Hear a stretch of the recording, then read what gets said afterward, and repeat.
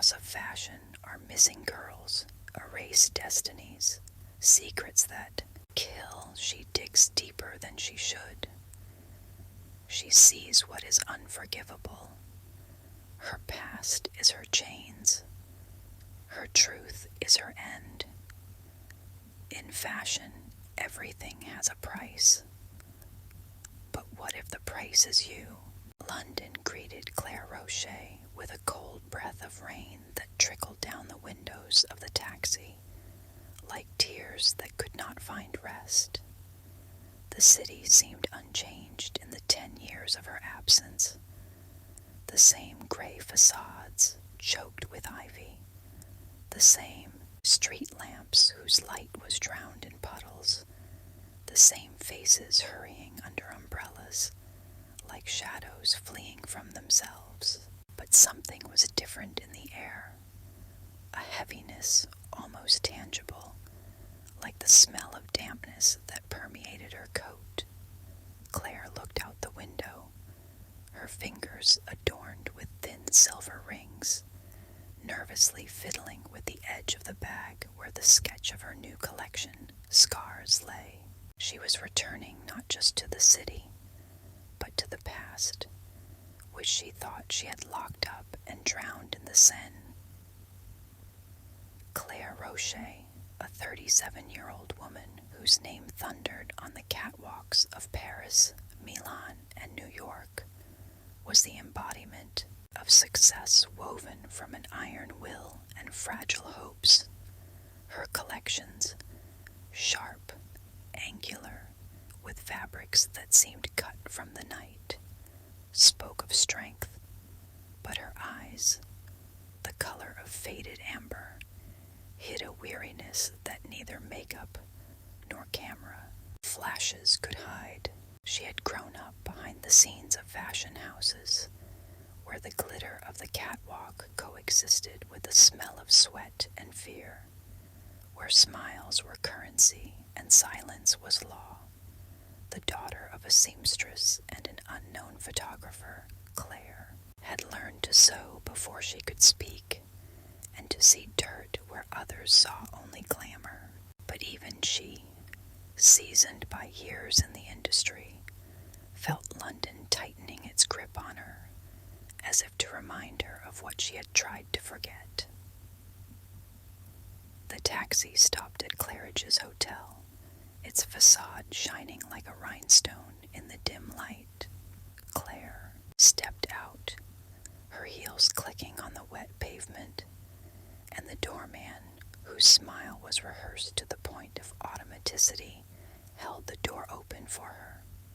The lobby smelled of expensive perfume and fresh-cut flowers, but Claire was oblivious to the luxury. Her gaze slid across the gold-framed mirrors, but she saw no reflection of herself in them, only shadows flickering behind her, like memories she did not want to touch. She walked up to her room, her footsteps muffled by the thick carpet, her heart beating unevenly, as if it sensed that the city would not let her go so easily. The room was spacious, with windows overlooking Mayfair, but Claire did not go near them. She threw her bag on the bed, its contents, sketches, a notebook, an old pendant with an engraved letter, L, spilling out onto the crisp white bedspread. The pendant belonged to her friend, Lillian, whose disappearance 10 years ago had been the first crack in her soul. Lillian had been a model, young, with eyes full of dreams and a smile that hid her fear. She had disappeared after a show, and no one had come looking for her. Not the police, not the agency, not even Claire, who was too young and scared to challenge the system. Now, looking at the pendant, Claire felt guilt like rust, eating away at her from within. She took a bottle of whiskey from the minibar and poured it into a glass, but didn't drink it. The liquid trembled in her hand, reflecting the light from the chandelier like liquid gold. She thought of Paris, of fashion weeks where her collections had received ovations and her name had been splashed across glossy magazine covers.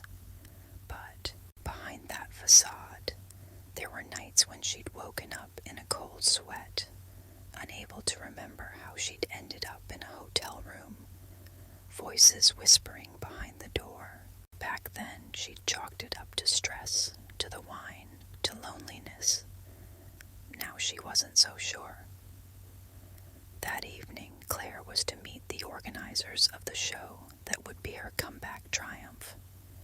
She put on a dress, black with a low neckline that seemed to have been carved from her own eyeshadow, and went down to the ballroom where guests were already gathering. Claridge's was a glittering room of crystal and gold, but beneath the glitter, Claire felt a chill, as if the air were thick with secrets. She recognized faces, old acquaintances whose smiles were as artificial as their tans. There was Marcus Lane, the photographer whose pictures had made careers, but whose eyes always looked too long. There was Sophia Blair, the agent whose grip was tighter than any contract. And there was Edward Crowe, her former mentor, whose presence had made her freeze. Edward, a man in his 50s with graying temples and a voice as soft as velvet, was an industry legend. He had once pulled Claire out of the shadows, given her a name, a career, a future. But his care had always been controlled, his words tinged with menace. Now he stood in the corner, holding a glass of champagne, looking at her like a predator, assessing its prey. Claire felt her pulse quicken, her throat go dry. She turned away, but his gaze seemed to burn into her back. The conversation flowed like a river of poison. Compliments, gossip, innuendo. Claire smiled, her lips moving automatically, but her mind was elsewhere. She noticed a girl in the crowd, young, with long blonde hair and anxious eyes. Her name was Liv, and she was one of the models for the show. Claire had seen her in rehearsals. Her fragility, her nervous movements, as if she were waiting for someone to snatch her from the darkness. Liv reminded her of Lillian, and the resemblance made Claire feel sick. The evening ended late, the guests leaving behind the scent of perfume and empty glasses. Claire returned to her room, her dress rustling like the whisper of ghosts. She opened the window, letting in the cold air, and looked out over the city. London was beautiful, but its beauty was false, like makeup covering scars.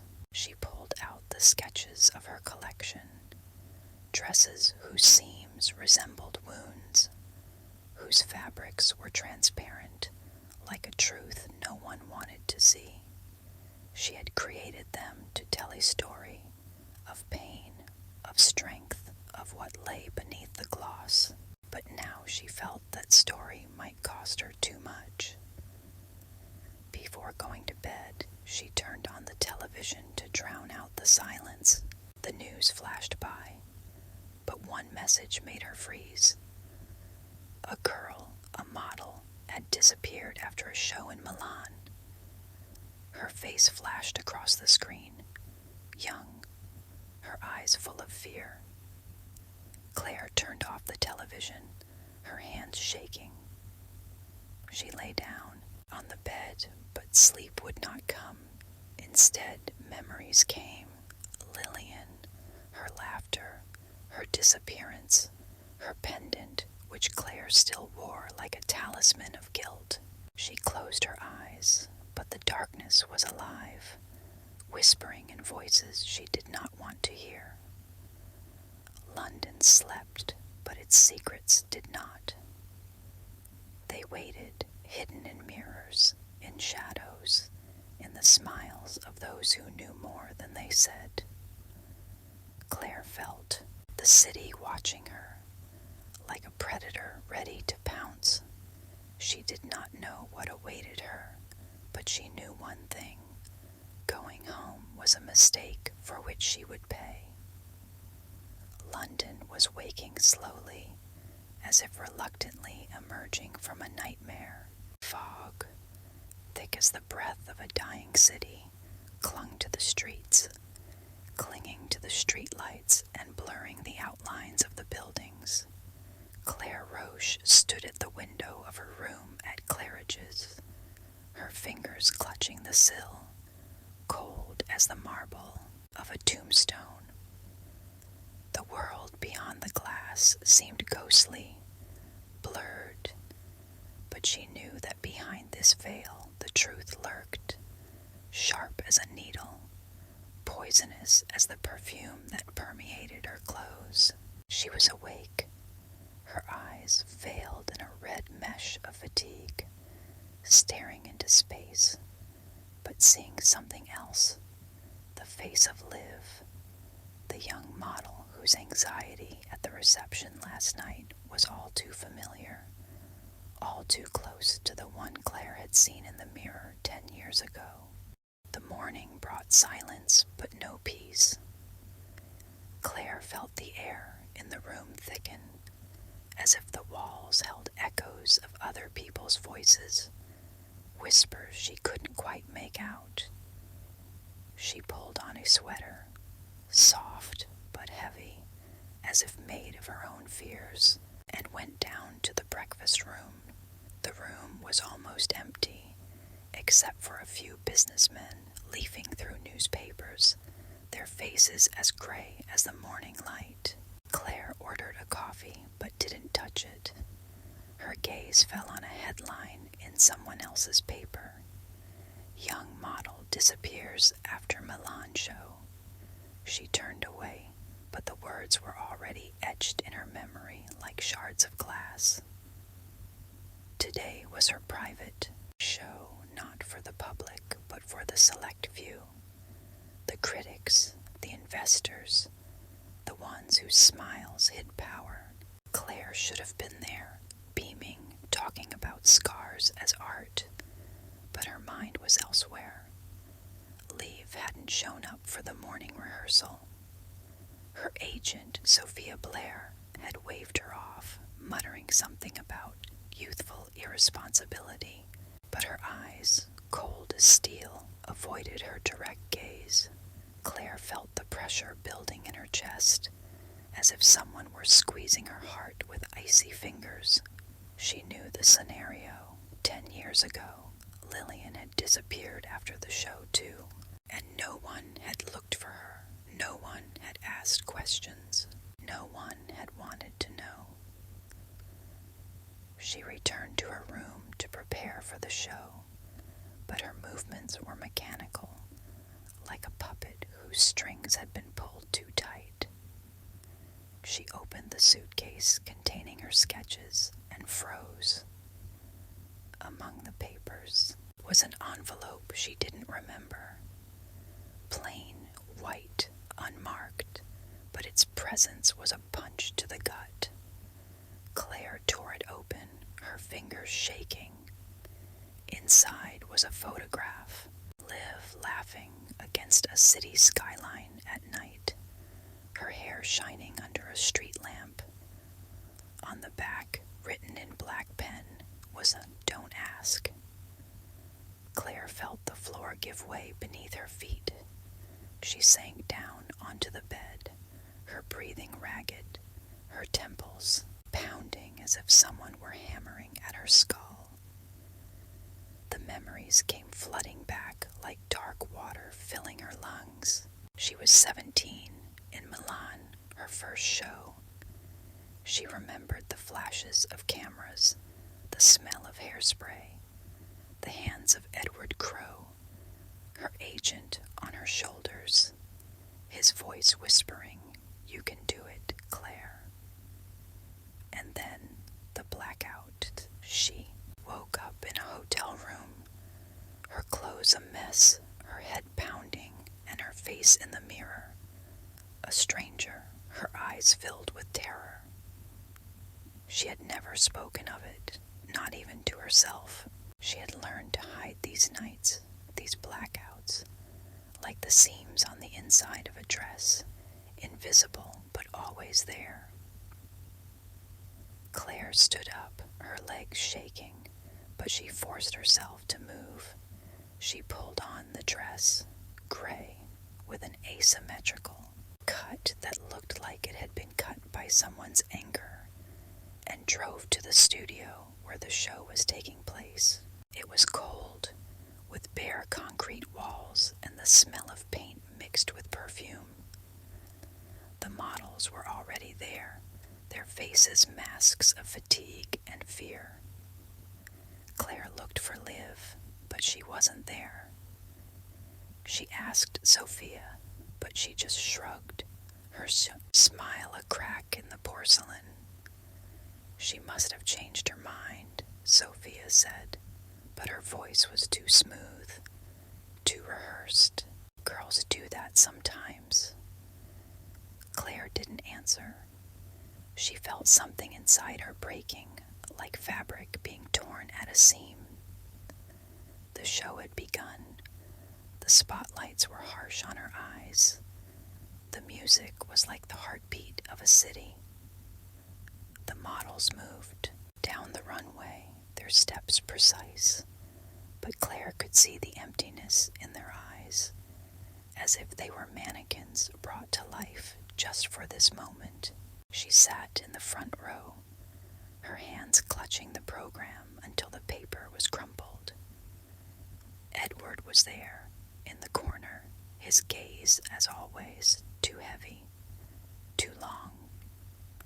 She turned away, but she could feel it, like a cold touch on the back of her neck. There was a party after the show, but Claire didn't stay. She left, her heels clicking on the wet pavement, the rain that had started again washing the makeup off her face. She wandered the streets, not knowing where she was going, her thoughts tangling like threads in an old tapestry. She remembered Lillian, her laughter, her disappearance, her pendant that Claire still kept. She remembered herself, young, scared, silent. She couldn't stay silent any longer. Suddenly, her body tightened, as if someone had punched her in the chest. She leaned against the wall, her breathing ragged, and the world spun around her. A panic attack washed over her like a wave pulling her underwater. She saw faces, Lillian's, Liv's, her own, reflected in the mirror of those nights when she'd lost herself. She heard Edward's voice, his whispers, his promises, his threats. She clutched the pendant in her pocket, its sharp edges digging into her palm, and the pain brought her back to reality. Claire reached her hotel, her clothes soaking wet and her hair plastered to her face.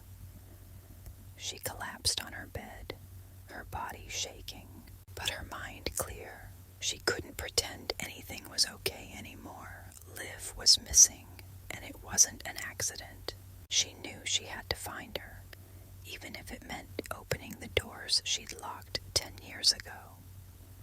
She pulled out her phone and dialed an old friend, a journalist who used to cover the fashion industry.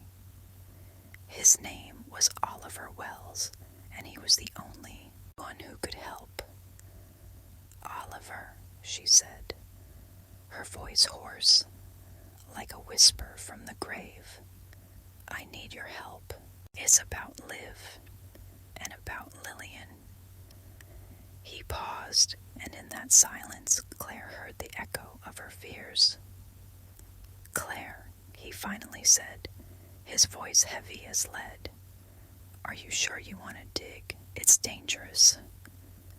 She clutched the phone, her nails digging into Her palm, I'm sure, she replied, and there was steel in her voice. She lay down, but sleep did not come. Instead, she stared at the ceiling, where the shadows from the streetlights danced like ghosts. London was silent, but its secrets were alive, whispering in the dark, waiting for their moment. Claire knew she was going to war, with the industry, with Edward, with herself, and she was ready, even if it meant losing everything. London was drowning in rain, its streets shining like black mirrors, reflecting lights that could not pierce the darkness. Claire Rocher sat in a taxi, her fingers clutching Lillian's old pendant, its sharp edges digging into her skin, a reminder that pain was the only thing keeping her grounded in reality. The facades of buildings flashed past, their windows blind, as the eyes of those who knew the truth but chose to remain silent. She was heading for an abandoned warehouse on the edge of the city, where Oliver Wells said the answers might lie. But every kilometer separating her from the center felt like a step into an abyss, where the shadows of the past waited to drag her down. Claire hadn't slept in 2 days.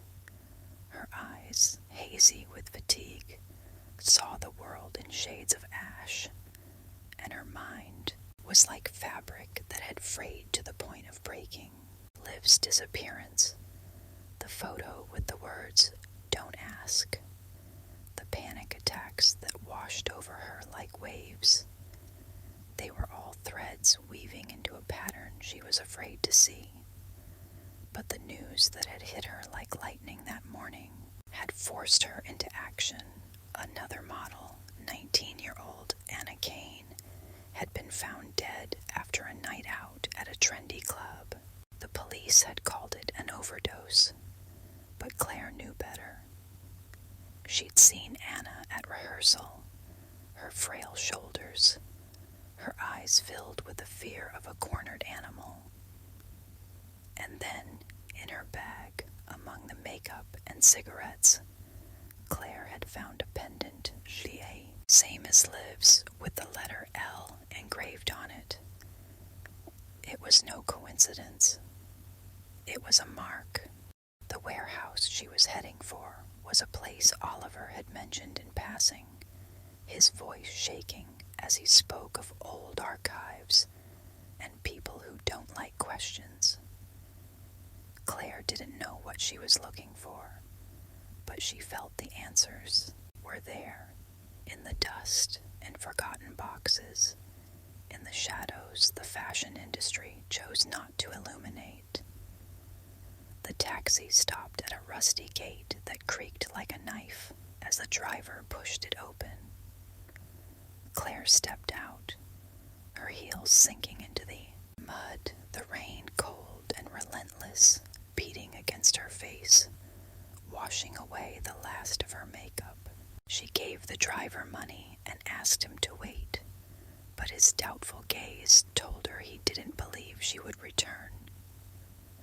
The inside of the warehouse was like a tomb, cold and smelling of mold and rust, water dripping from the ceiling like a ticking clock ticking away the final seconds.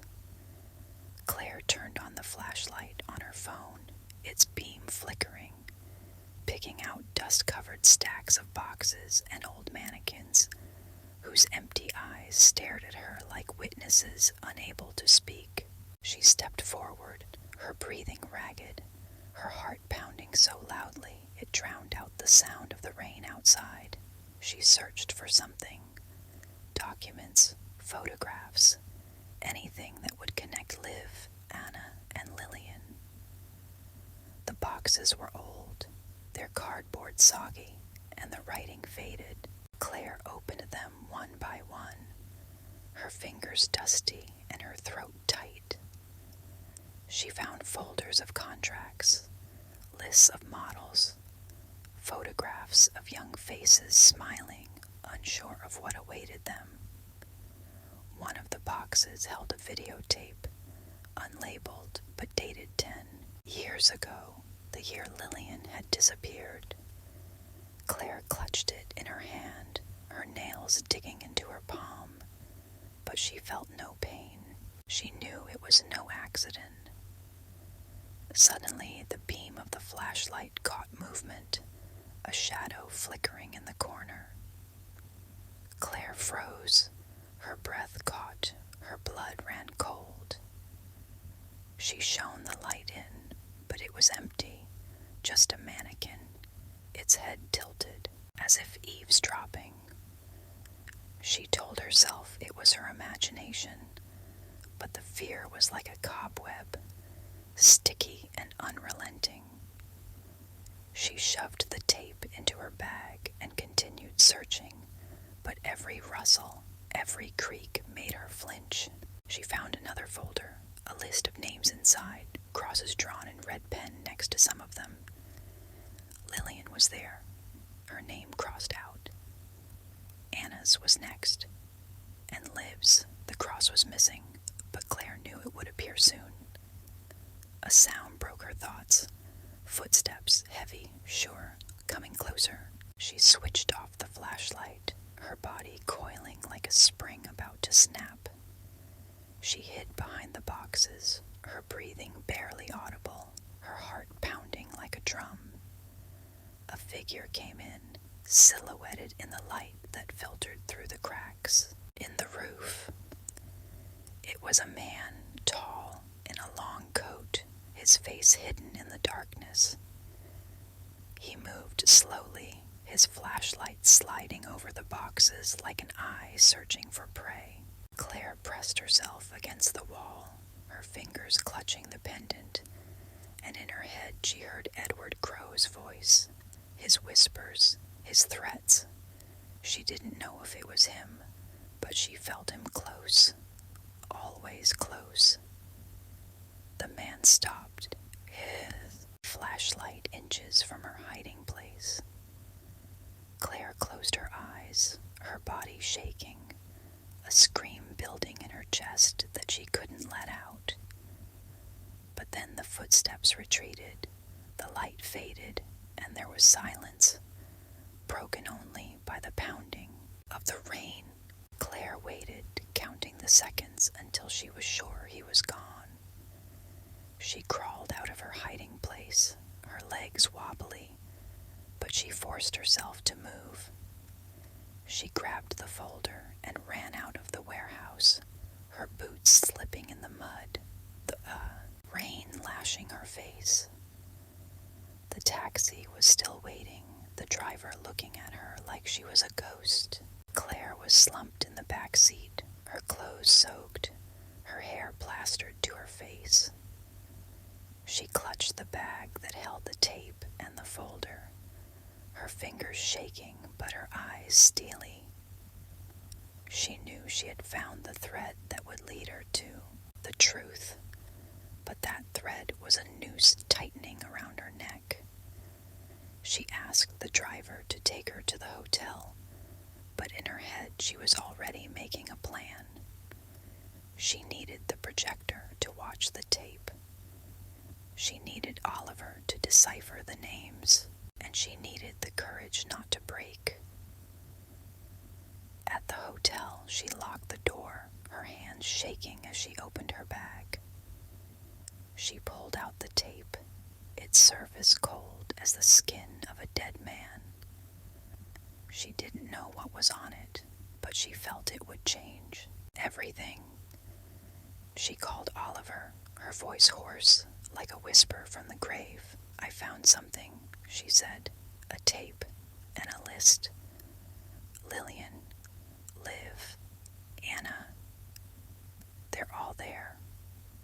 Oliver was silent for a moment, and in that silence Claire heard his fear. "Claire," he said finally, "you don't understand what you've gotten yourself into. These aren't just agents. This is a system. They're going to destroy you." Claire clutched the phone, her nails nails digging into her palm. Let them try, she answered, and her voice was like a blade, sharp and cold. She lay down on her bed, but sleep did not come. Instead, she stared at the ceiling, where the shadows from the rain made patterns that looked like faces. Lillian, Liv, Anna. She knew that the podium she stood on was built on their bones, and she knew that she would not stop, even if it cost her everything. London whispered outside the window, his voice a warning, but Claire was no longer listening. She was ready to walk into the darkness, even if it swallowed her. London was choking under the weight of the rain, its streets a maze of murky puddles that reflected lights that flickered like dying stars. Claire Roche sat in her room at Claridge's, her fingers coated in the dust of an abandoned warehouse, clutching an old videotape that was cold as the touch of death. The light from a single lamp cast shadows on the walls that moved like ghosts, whispering things she was not meant to know. Outside, the city was silent, but its silence was false, laced with secrets that oozed like poison from catwalks and photo studios and private parties. Claire lay awake, her eyes bloodshot from lack of sleep, mirrors reflecting not herself, but the faces of those she had lost.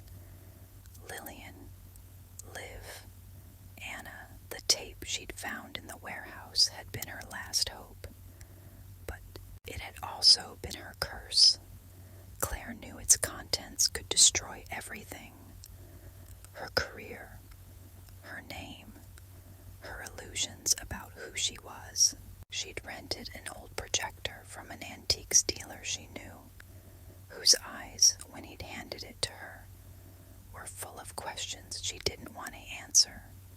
Now the projector sat on the table, its hum like the breath of a machine ready to spit out the truth. Claire inserted the tape, her hand shaking and a chill growing in her chest, as if someone had cut out her heart and replaced it with ice. The screen flickered, and the image came to life. It had been her first show, 10 years ago. The camera was shaky. The sound was muffled, but Claire recognized it all. The cold spotlights, the smell of hairspray, the rustle of fabric. She saw herself, 17, her eyes full of hope and fear, in a dress that had been hastily made. Welly. She swallowed back tears. She moved down the runway, her steps uncertain, her face as pale as a ghost. But then the camera turned, and Claire felt the floor shift beneath her. Edward Crow, her agent, stood in the shadows, his hand on Lillian's shoulder. Lillian was smiling, but her smile was strained, like a mask ready to crack. Edward was whispering to her, his lips moving slowly, something dark and predatory in his eyes, like an animal that knows its prey is already trapped. The scene changed. It was a dressing room now, full of smoke and laughter, but the laughter was sharp, like the sound of breaking glass. Claire saw herself sitting in the corner, her head lolling to one side, her eyes half closed, as if she were under the influence of something she couldn't control. Edward was there, his hand stroking her hair, his voice barely audible, saying, "You'll do it, Claire. You always do." The camera moved closer, and Claire felt her stomach clench. Her face on the screen was blank, lifeless, like a mannequin. She didn't remember that night, but she knew now that it wasn't a dream, or stress, or wine. It was a truth she'd buried in order to survive. The tape ended, the screen went dark, but the darkness was alive, moving, whispering, a accusing. Claire sat still, her breathing ragged, a lump in her throat she couldn't swallow. She remembered other nights, Milan, Paris, New York, when she'd woken up in strangers' rooms, her clothes a mess, her memory like torn fabric. She thought it was her weakness, her fault, but now she saw the threads that connected her to Lillian, to Liv, to Anna. Edward wasn't just an agent. He was a puppeteer whose fingers pulled strings until girls broke, disappeared, died. Claire stood, her legs shaking, but she forced herself to move. She opened the folder she'd found in the warehouse, its pages yellowed like the skin of a dead man. The list of names, the crosses, the dates. It was a map of the crime, each dot a life. She found her name, no cross, but marked promising. The word cut her like a knife, because she knew her success had been bought with silence. Her career built on pain. She was part of a system without even realizing it. Her collections, her fame, all stitched together from threads soaked in blood.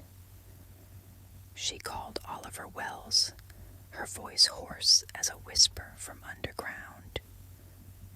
"I saw the tape," she said, her words falling like stones.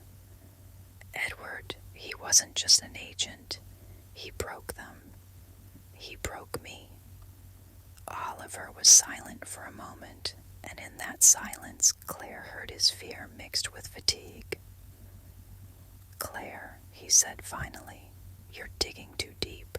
Edward isn't alone. There are people behind him who don't forgive. If you continue, they'll destroy you." Claire clutched the phone, her nails digging into her palm. "They've already destroyed me," she replied, her voice like a blade, sharp and cold. "I just want them to pay." She hung up and went to the window. The rain fell like tears she couldn't shed. London was beautiful, but its beauty was false, like makeup covering bruises. She remembered Liv, her fragile shoulders, her eyes full of fear. She remembered Anna, her pendant, her body found in an alley where no one looked for the truth. She remembered Lillian, her laughter, her disappearance, her pendant, which Claire still wore like a talisman of guilt. And she remembered herself, young, scared, silent. Claire knew she had to act, but every step was like walking on glass. She began gathering clues, contacting the models who had worked with Edward. Their voices were quiet, shaky, their stories like shards of the same mirror. One told of a party where she had been drugged with something that had robbed her of her will. Another of a contract she had signed, not realizing she was selling her freedom. A third simply cried, her words drowned in sobs. Claire wrote everything down, her notebook filling with names, dates, places, but each new fact was like a needle piercing her heart. She went to the old photo studio where Edward had shot his first campaigns. The studio was abandoned, its windows caked with dirt, and the inside smelled of damp and forgotten dreams. Claire found a box of photographs, hundreds of faces, young and smiling, but their eyes were empty, like mannequins. Some of the pictures were of Edward, his hand on the model's shoulder, his smile a mask hiding a beast. Claire felt her body tighten, as if the walls of the studio were closing in on her. She knew he was there, even now, his shadow living in these walls, in these faces in her own memory. hotel, she couldn't breathe. A panic attack washed over her like dark water, dragging her beneath the surface. She saw faces, Lillian's, Liv's, Anna's, her own, reflected in the mirror of those nights when she'd lost herself. She heard Edward's voice, his whispers, his promises, his threats. She fell to her knees, her hands clutching the carpet, a fire burning in her chest that she couldn't put out. But then she stood up, her gaze hard as steel. She couldn't be a victim anymore. She had to be the one to tear through this fabric of lies, even if it destroyed her. Claire opened her notebook and began to write. Not sketches, not notes, but a letter. She wrote about Lillian, about Liv, about Anna, about herself. She wrote about the system that broke girls, about the men who bought their silence, about the catwalks that were altars for sacrifice. She knew this letter would be her end, but also her beginning. She was willing to pay the price, even if it meant losing everything. London was bathed in a cold moonlight, its streets empty, as if the city held its breath before the inevitable. The rain had died down, leaving behind only a damp sheen on the asphalt, reflecting the streetlights, trembling like the last sparks of hope. Claire Roche stood in the center of the abandoned studio where her last presentation was to take place. Not for the public, not for the critics, but for the truth that, like rust, was eating away at her from within. The studio was bare, its concrete walls echoing with footsteps, and the air smelled of dust and old perfume soaked into the fabric of forgotten dresses. Claire did not feel the cold, although her fingers, clutching the stack of letters, were icy. She was awake. Her eyes, covered with a red veil, stared into emptiness, but saw faces. Lillian, Liv, Anna, her own, broken by the mirrors of the past. The scars collection was ready, but it was not a triumph. The hastily assembled catwalk was empty. The models were mannequins, their figures clad in dresses, like ghosts frozen in silent screams. The dresses, woven from transparent fabrics and sewn with crude seams, resembled wounds that no one wanted to see. Claire had chosen this place herself, away from the glitter of Mayfair, away from the flashes of cameras, away from the false smiles. She had invited only those who needed to hear. Journalists like Oliver Wells, a few models whose voices she had collected, and those who knew the truth but chose to remain silent. Edward Crowe was among them, his presence a poison in the air. But Claire did not look at him. Her gaze was directed inward, to where her own guilt merged with anger. She didn't start with speeches, or music, or lights. She simply walked to the podium, her steps slow, like a man going to the scaffold. In her arms was a box full of letters, her own, written the night she realized who she was, and those she had collected from others. The letters were her weapons, crude but sharp, like a needle piercing the fabric of lies. She opened the box, and the papers fell to the floor, their rustle the only sound, in a silence that pressed like a slab of concrete. Each letter was a story of abuse, of manipulation, of girls whose names had been erased like chalk from a blackboard. Claire didn't speak. She simply looked at the assembled group, her eyes like mirrors reflecting their guilt. Oliver stood in the corner, filming, his hand shaking but not stopping. The models, their faces pale as moonlight, were silent, but their presence was louder than a scream. Edward sat in the front row, his fingers gripping the armrests, the smile he wore so expertly beginning to crack like old paint. Claire pulled out the last piece of paper, her letter, written in her own heart's blood. She didn't read it out loud. She simply held it up, letting the words speak for themselves.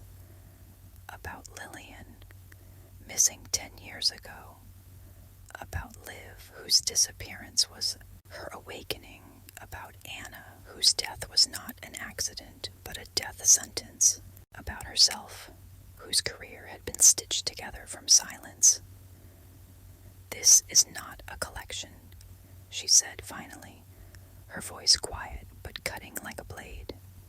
"This is the end." She turned to the mannequins, her fingers brushing one of the dresses, the fabric cold as the skin of a dead man. She knew this show would not be in the glossy magazines, would not win ovations, would not bring contracts, but it was her truth, her redemption, her break with a system that fed on young bodies and souls. She walked off the runway, her footsteps echoing in the silence, and behind her she heard whispers, anger, the rustle of papers as guests picked up from the floor. Edward stood, his face gray as ash, but he said nothing. He knew he had lost. That morning, Claire's letter was published.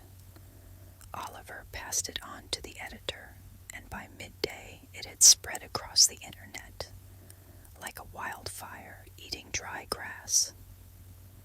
The headlines screamed, "Fashion industry under fire," "Haute couture scandal," "A catwalk victim speak out."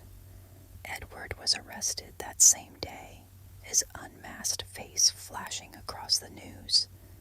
But Claire didn't watch television.